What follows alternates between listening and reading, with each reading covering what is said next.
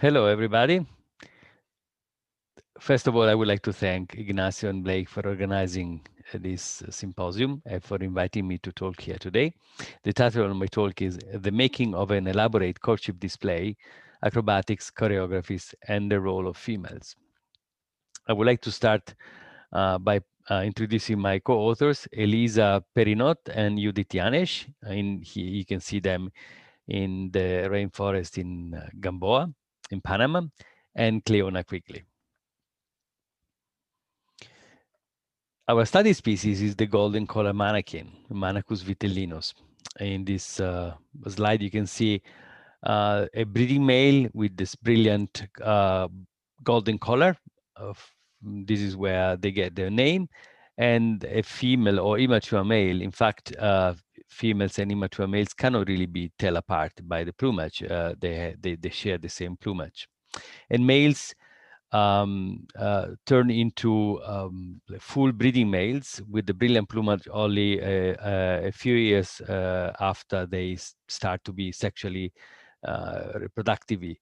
So the maturation of plumage is connected to the acquisition of lacking behavior.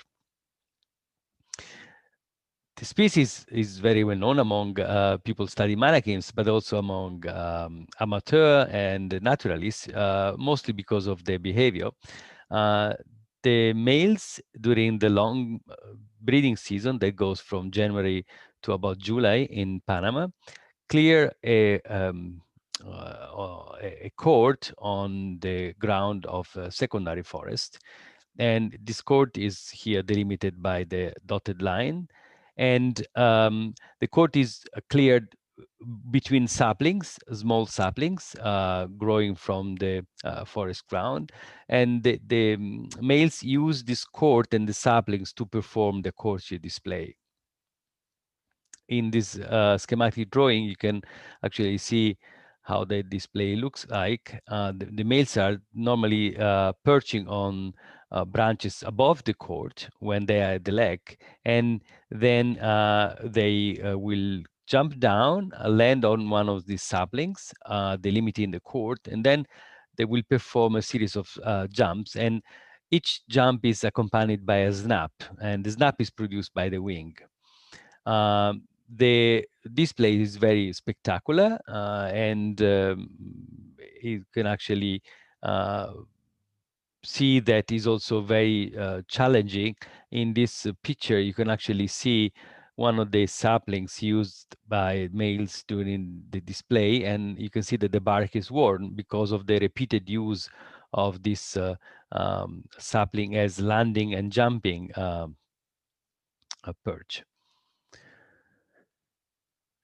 I will show you now a video of the display. I will make a brief break to optimize the video clip.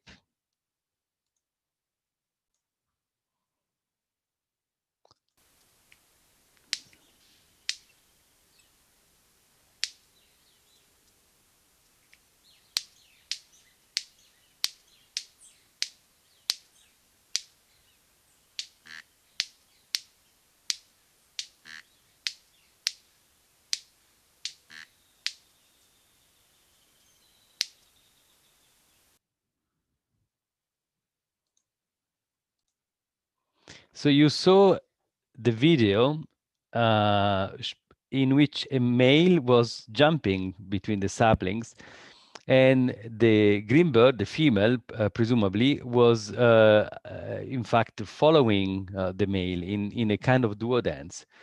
Or at least this was what we thought until a few years ago. One of the main problems in studying the displays of the mannequins is that they are very fast, and it's basically impossible to study them with the naked eye and also with normal videography. And probably one of the most interesting aspects of the courtship of mannequins is the fact that it occurs always within a well-delimited area, a well-delimited space, which is the court. In the court, also copulations occur, and this is also very useful because we can quantify mating success pretty well by counting the number of copulations that each male obtains. Uh, the golden coral manakin, as many other manakin species, is a leg-forming species in which males basically provide nothing to females beside their sperm. Females, after copulation, leave and they build a nest and they take care of the youngs. So there is no direct benefit for females, and females are thought to select males uniquely based on the courtship display and on the morphological feature of the male. A few studies conducted in previous years have shown that several traits of male manakins were associated with mate choice. Plumage brilliance, court centrality in the leg, court cleanliness, they had been shown to be associated with mating success and reproductive success. There were some inconclusive data about courtship activity and basically no information about courtship performance or courtship structure. And of course, after seeing these amazing displays, it's hard to think that the quality and the structure of the courtship itself plays no role in mate choice, and it's not under sexual selection. We started addressing this question when in the early 2000 this camera appeared on the market. This was the first model of high-speed video camera that was portable, and that had been used already by other researchers, for example, by Kimberly Bostwick, to investigate the sonation mechanisms in many mannequin species. But we took the camera to study the courtship itself, to study the display. You can see this picture where I'm working here in Gamboa, and my wife and colleague Virginie Canouan is sitting there and helping me in setting the camera for recording the mannequins. And now I will show you a very prehistoric video. This was done with this camera. It's only 15 years ago, and it's black and white. That's the best that we could do at the time. And the video is slowed down 5 times, so you can actually appreciate the movement of the animals.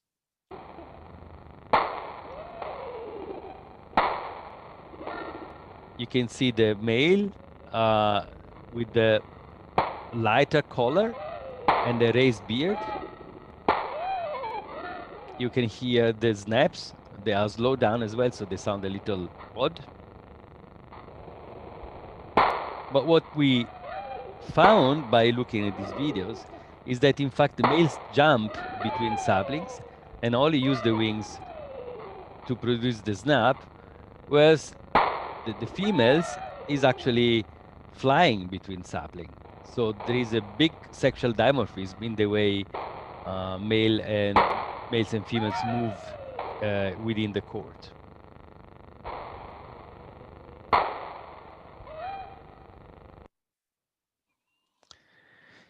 So to analyze this video, we started manually annotating thousands of frames, and that was very time consuming. So for example, in this example, I will show you how we track the movement of the male. You can see within the red circle, here is the moment of the snap. Then we kept tracking the male frame by frame until the moment of touchdown. This is the moment at which the male is touching the landing sapling, and then we kept tracking it, for example, to calculate how long the male takes to get back in the statuesque posture, what we call the beard up, with the beard raised and pointing towards the center of the court. Well, by doing this kind of analysis, we discover that in fact females do care about the structure of the courtship. And for example, like female choice is associated with the time needed by males to restore the statuesque posture. And in this table taken from our paper from 2011, you can see that there were many variables of the courtship display that were associated with reproductive success, or better, with the indicators of reproductive success, like display frequency, wing snap frequency, roll snap and cheapos frequencies, and also like components of the choreography, like, for example, the beard up, but also on perch, which is the time spent between jumps on a sapling, or the wing snap rate. So we had, in fact, discovered something new, that courtship performance uh, was associated with female preference. Now, what about courtship structure? So what about the choreography itself? We just measure in this first study the temporal feature of the display, because we couldn't do much more than that. But what about the structure, the way the jumps are put in a sequence, and the way the dance is composed in a choreography? Well, we thought that there is some possible involvement of learning in developing the choreography, mostly because we observed that males usually started in a hesitating way to display, and then after a few weeks they became very good in that. And we did a first test a few years ago, when we did a manipulation of the court. So we went to the court before sunrise, and we placed a piece of bark on the mating sapling. So the mating sapling is the sapling on which males do land before inviting females to copulate. So the male is jumping, and then will jump here at the base of the mating sapling, then we'll make a cartwheel, go to the ground, and then jump high up to the same sapling. If females accept the invitation to copulate, they will land somewhere here. The male will slide down on the female and copulate. So we ask what happened when, if we simulate a possibly naturally occurring disturbance in the course, like a piece of bark falling from the canopy. What we saw, in fact, is that in most cases, males were not capable, not able of ending their display with an invitation to copulate. They could not switch from the mating sapling to any other sapling, although there is no physical feature of the mating sapling that distinguish it from the other one. So we thought maybe they rehearsed a choreography, a sequence of jumps, and they need to perform the courtship that way. And if there is any obstacle, then they are not capable of doing that any longer. We followed up this study when a few years ago we got hold of a more sophisticated system. So this was a camera system developed together with the company Loop Bio, a startup from Vienna. And the system is composed of multiple cameras. In this case, you can see 3 cameras. The cameras are synchronized with each other thanks to this synchronizer. And the whole system is wired to a small portable PC called RecNode. And this PC can be controlled remotely via a Wi-Fi. So we went back to the field, and this was a very challenging project and very time consuming. So if you want to do 3D and motion capture in the field, you need to calibrate the cameras, and you need to calibrate the single cameras and lenses, but also do 3D calibration. You can see here Judith calibrating one of the lenses using a checkboard. So it was challenging. It took us a lot of time. We put a lot of effort on it, but eventually we were successful. And uh, as the first study, we extended the study of 2012 by addressing the question, is there behavioral flexibility in the courtship dance? So we repeated the experiment of Cocoon et al. By extending the test period to 4 days after placing an obstacle here on the mating sapling, and asking what happens with will birds be able to develop a new sequence within these 4 days. And then also what happened when at on the fifth day, we remove the bark and the birds find the original configuration of the court. In fact, we found that males initially switch to a new sequence. So if you look at this graphs here, you can see the pre-test condition. Here you have the saplings numbered 1, 2, 4, 3, 4, 5, 6. G is the ground, and the at indicates outside. So this is the position that we cannot see outside of the court, and it's the starting position for all displays. You can see that in the pre-test phase, one is the mating sapling, and males are always jumping to the ground and from the ground to the mating saplings between 1 and G. In the test phase, as the mating sapling was blocked, basically couldn't be used for the invitation to copulate, males started using the sapling number 5, and actually the male, and this is one specific male, the male started using sapling number 5, and he was jumping to the ground from sapling 5 and back to sapling number 5, using this sapling to invite females to copulation. After we removed the bark in the post-test phase, we saw that the male sticked to the recently developed sequence, did not go back to the original sequence, 1 to ground, stayed with 5 to ground. Some males actually changed and returned to the original sequence. So there was a mixture indicating clearly that the switching from one sequence to the next, to a different sequence, was not something that was possible within minutes or hours. It was something that required like a few days. In this other figure, you can actually see the correlation coefficient between the last sequence of jumps before the invitation to copulate, between the pre-post, pre-test and test phase.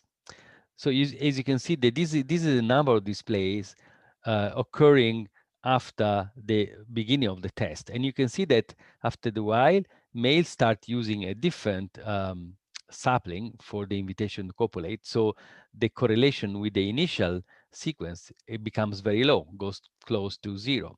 When in the post-test phase, we remove the bark, again, males slowly go back. Most of males go back to the original sequence. And you can see that the correlation is going towards 1. So that was very informative and interesting finding.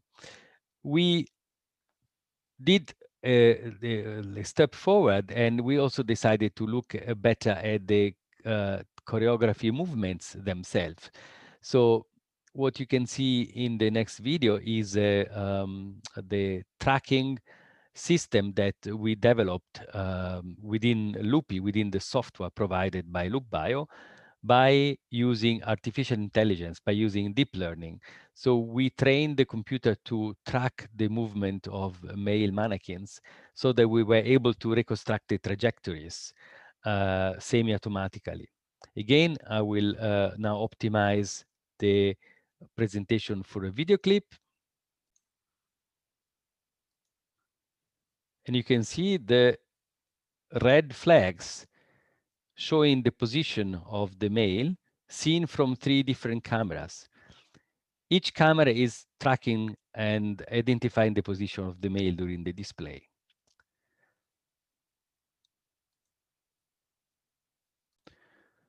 So using this system, which you can see in the schematic drawing, we could actually reconstruct the trajectories of males, the jump trajectories during the display. You can see here the 3 cameras, and these are the coordinates, and each camera, of course, is looking at the birds from a different point of view. We initially did a manual annotation of the data to train the computer, and then we also verified whether the deep learning machine was able to do a proper job. And in fact, as you can see here, the correspondence between the manual annotated data, for example, look, this is jump from 1 to 3, and you can see here the same jump, or this jump from 3 to 1, and you can see here the same jump. You can actually see that the correspondence is excellent. The coefficient of correlation was close to 1 in most cases. So thanks to this tool, we could actually analyze the trajectories of the males in great detail. And for example, we could look at the takeoff height. The coordinates were then calibrated to the 0 ground level using an external calibrating device. We could actually look at the height on the sapling, the takeoff height, and then the landing height. We could look at the maximum height reached during the jump, but also calculate the curve distance. This was important, first of all, to understand better the dynamics of the jumps, but also to calculate, for example, better the distance that each males did between each jump, and also the speed of the jump. And if you look at this graph here, the jump index simply refers to the to a standardized number between 0 and 1 to account for the fact that not all males always did the same number of jumps between different displays. So you can see that in this case that the males indicated by the blue dots typically have a higher speed than green birds, so female or juveniles indicated by the red dots. We could also see that the average force of mannequins is pretty amazing. This is the force, the jumping force, defined as times the body weight. And you can see that most birds, they have a like a average force which stays around 2.5 for doves, starlings, pigeons, hummingbirds. Zebrafinches are a little better, but mannequins almost reach 10, so about 4 times the average force of a pigeon or a starling. So this, in fact, I mean, was not surprising because already in the 40s, people had realized that mannequins have something special. Lowe described in 1942 that the legs of mannequins are very hypertrophic. You can see the what was called at the time the gluteal muscle was hypertrophic, and these strong leg muscles are necessary to perform the acrobatics that we observe. The muscles here, the what it was called here, the infraspinatus, now they have a different name.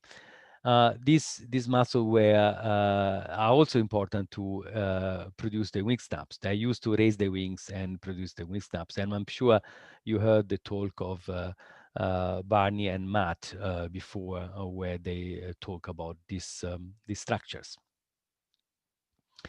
So if we put everything together now, we know that in Manacus vitellinus and in other Manacus species, the color of the plumage is important for mate choice, the position in the leg, the morphology, the motor skills, the studies done by Julia Baschi together with Barney Schlinger show that also the cardiovascular condition is important, size. So all these different traits are evaluated by females during the display. And we want to go a step forward here and claim that in this species, and probably in most species, the choice is not based on each single trait, but on the integrated value of all these traits. So these different traits are harmonically configured in a choreography. And the dance, the choreography is what is evaluated as a whole, and the contribution of each component is to make it look better. So, of course, you need to have like a proper plumage, and you need to occupy a good position in the leg, and to perform jumps in the best possible way. But what females evaluate is probably not each single trait, or beside each single trait is also this integrated value. And to make now a parallel to human dances, where we perform a similar kind of analysis when we evaluate the performance of a dancer, we could in fact say that what animals do is to give an aesthetic value to the display. And with that, I thank you for your attention, and I'm happy to take any question you have.